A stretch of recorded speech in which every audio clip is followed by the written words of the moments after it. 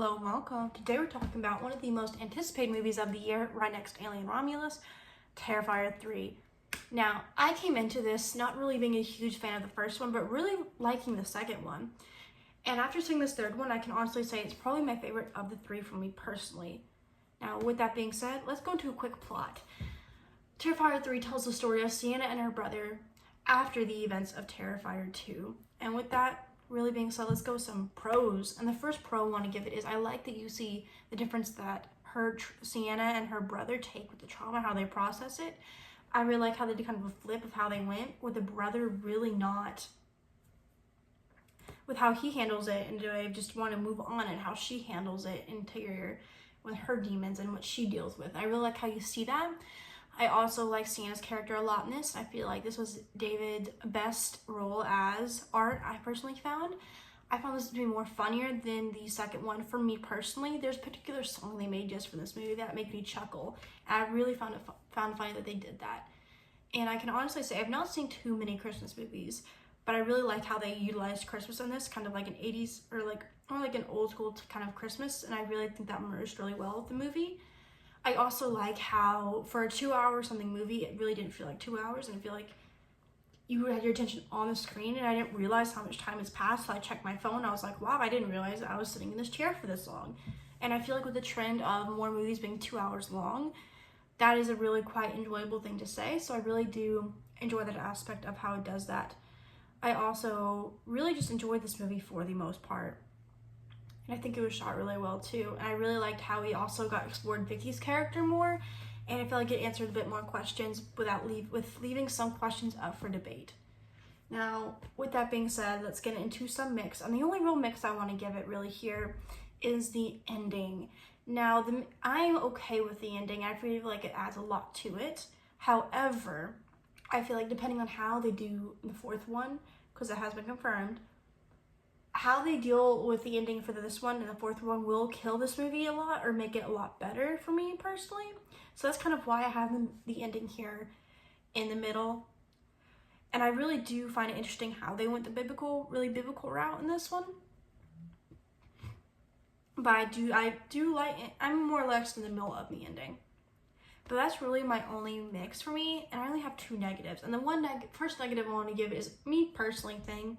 They show a scene where they show knife girl do that exactly, and I don't like seeing self-harm stuff like that on screen, and that's just a me personally thing that I don't like seeing, and I don't like when movies show that.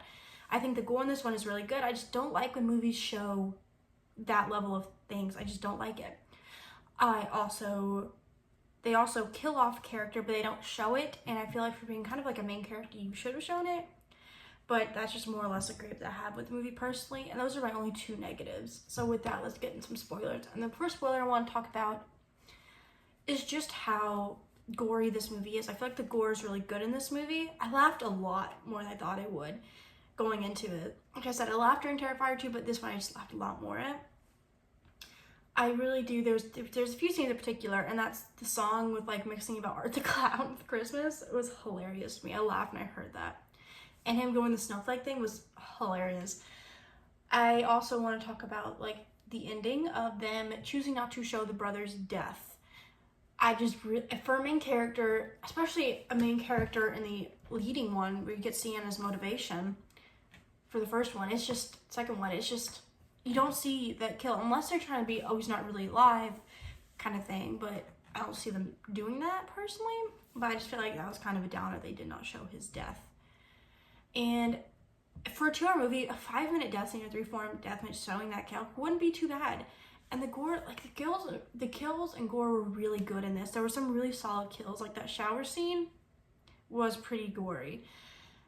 And I know a lot of people will say the bedroom scene in Terrifier 2 is gonna be, but I feel like this one may or may not be on the table for that. But nevertheless, one thing I will say though is for Vicky, how he lives through and move on. Now, how he lives through Vicky and why she's important, or like they kind of explain that. And I really do like that element, but there's one thing I'm more or less confused about when they do that. So if he has to live through another human to be on the earth and how things run, then how does he function through the first one? Now, assuming the second one he lives through Vicky, or the little girl's human before that he killed, how does he live through the first one if he just came through? He had learned the humans, so who was it, is my question when it comes with that. But that's just a little plot hole I think they might answer in 4, because I do like the balance of answering the questions, giving you enough, with leaving enough open for a 4th film that has been confirmed. Now, I don't know, David, when he said they want to stop at 4, but I think he will, but maybe that'll be the last film in this one. But I really did enjoy this franchise, and I really do like kind of how it goes, and the ending with Sienna just having everyone killed off and only having her cousin left, I feel like that's great motivation for that 4th one, and I really like they set that up. But again, just how they handle that, I could feel like kill it or not, or make it even better for me. So that's why I more or less have it in the mix. But I also want to talk about how great of a just a motivation she has throughout, and how you see that journey. Just a great movie overall, and I feel like this is a great addition to the Terrifier franchise. And I'm not a huge fan of the franchise, becoming a little bit more of a fan of the franchise after watching this movie. So let me know what you guys think. Did you see Terrifier 3 yet? Do you like it? Do you not like it? Comment down below, and I will see you guys soon with a brand new video.